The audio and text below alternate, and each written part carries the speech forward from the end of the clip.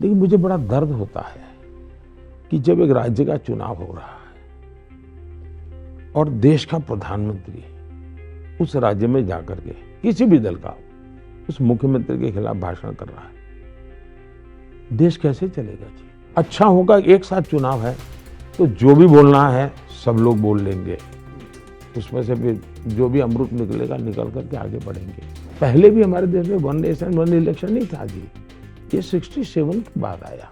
ऐसा है कि 1 नेशन 1 इलेक्शन अगर मिलता है मेरा पहले से मेरी पार्टी का मत रहा है और ये कोई भीम नहीं है जी। आप देखिए क्या हालत है। मैं हैरान हूं, मैं इस समय बोलूं या ना बोलूं टीवी के सामने, लेकिन मुझे बड़ा दर्द होता है कि जब एक राज्य का चुनाव हो रहा है और देश का प्रधानमंत्री उस राज्य में जाकर के किसी भी दल का उस मुख्यमंत्री के खिलाफ भाषण कर रहा है, देश कैसे चलेगा जी?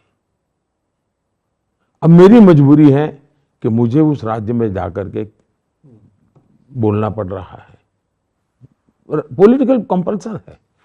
अच्छा होगा एक साथ चुनाव है तो जो भी बोलना है सब लोग बोल लेंगे, उसमें से फिर जो भी अमृत निकलेगा निकल करके आगे बढ़ेंगे।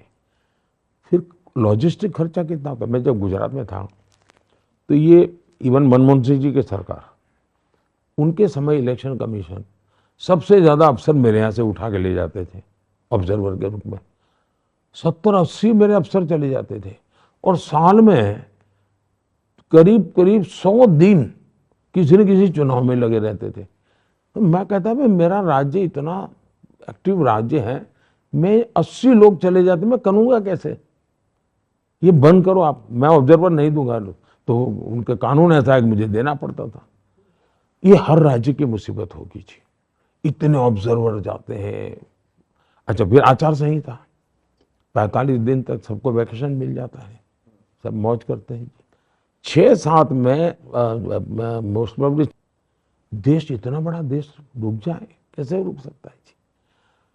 इतने बड़े देश में बहुत बड़ा संकट है। पहले भी हमारे देश में 1 नेशन 1 इलेक्शन नहीं था जी, ये 67 के बाद आया। तो अभी ये कमीशन में बिठाया, कमीशन की रिपोर्ट आई है, रिपोर्ट का स्टडी कर रहे हैं, स्टडी कर करके उसमें एक्शनेबल पॉइंट आएंगे।